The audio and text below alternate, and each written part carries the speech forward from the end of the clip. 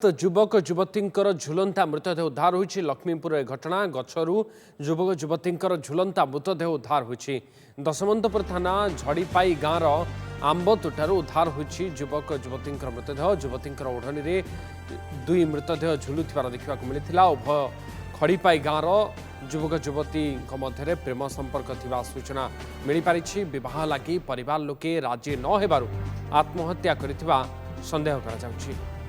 गिरिधर खरा आमर लक्ष्मीपुर प्रतिनिधि फोन लाइन जोड़ी होती। गिरिधर, ये घटना बाबद कौन सूचना रही कि भाव में जना पड़ा एवं केतेबेले देखा मिलता कि युवक युवती झुलंता मृतदेह गछरे रही कहीं कारण कौन वर्तमान पुलिस आसी पहुंचला कि निहाती भाव में देखु उदित बर्तमान एक अभावन दुखद घटना आम कहीपर कारण कोरापुट जिलार दशमंतपुर थाना जोटा रही आमर चणाबाड़ पंचायत जोड़ीपाई गाँव देखा मिली कि प्रेमी जुगल निजर अढणी बेकर प्रेमिकार अढणी बेकर उभय प्रेमिका एवं प्रेमिक उभय गाँ निकटर तेंतुल गछरे आत्महत्या कर बहुत दुखर विषय। कारण वर्तमान उभय दुईटी परिवार मध्य शोकर छाया शोकाकुल परिवेश देखा मिली। किंतु गोटे गुरुत्वपूर्ण कथा है जितेबाला एम दीर्घ 2 ରୁ 3 वर्ष धरी प्रेम माने संपर्क थे जो कि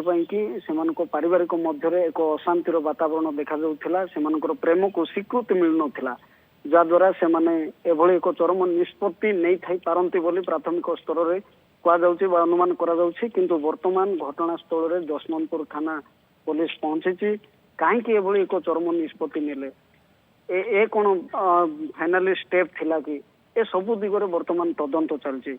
घटनाटी सकाळ समय ही जना पड़ा गाँव किसी लोके जिते बाहर को गले निकट तेंतुल गछरे 2 जनकर मृतदेह को झुलंता अवस्था ठाब होता देखा पाई स्थानीय थाना को से जन आमे जदि कहबा ताहले परिवार बापा माँ एवं निजर भौणी जे प्रेमिका उभय प्रेमिकर मध्य स्वीकार करछन्ति कि माने प्रेम करुथिले उभय परस्पर को पसंद करुथिले किंतु कोठी ना कोठी दीर्घ वर्ष धरी परिवार से प्रेम को स्वीकृति दौ नथिले बा मना कर दउथिले जहाद्वारा एभली एक चरम निष्पत्ति नहीं थाई पारंती बोली कह जाउची। उदित ओके, बहुत धन्यवाद गिरिधर आपनकर सूचना पाई।